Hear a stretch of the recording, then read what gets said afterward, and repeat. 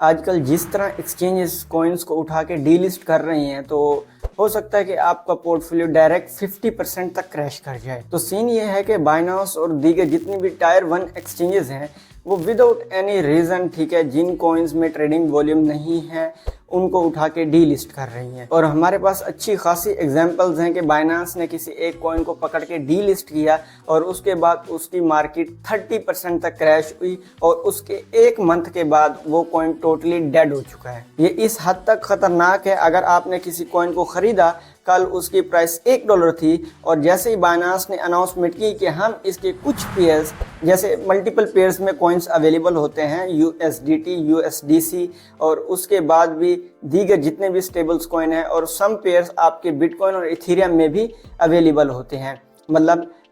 BTC x XLM, इस तरह का पेयर भी आपको मिलेगा। अगर बाइनांस किसी भी तरह की अनाउंसमेंट करता है कि हम इथेरियम और बिटकॉइन वाले पेयर के साथ इस कॉइन को डीलिस्ट कर रहे हैं, तो उस कॉइन की खामखा से विदाउट एनी रीज़न 20 to 30% तक प्राइस भी क्रैश कर जाती है। रीज़न काफ़ी सिंपल है, क्योंकि जितनी भी कम्युनिटी है उनको अंदाज़ा हो जाता है कि बाइनांस अब इस प्रोजेक्ट को लेके इंटरेस्टेड नहीं है, और इनकी जो टीम है वो काफ़ी टाइम पहले से ही इंटरेस्टेड नहीं थी और इसमें वॉल्यूम अब ख़त्म हो चुका है। तो बाइनांस आहिस्ता आहिस्ता करके पहले एक पेयर को डीलिस्ट करेगा, फिर दूसरे को, फिर तीसरे को, इस तरह करते करते वो कॉइन ही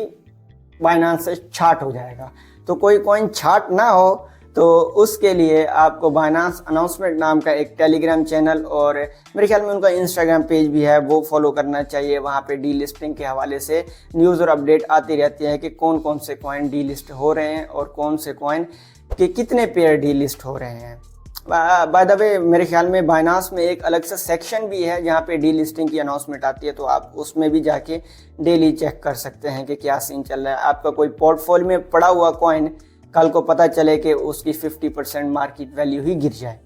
थैंक यू।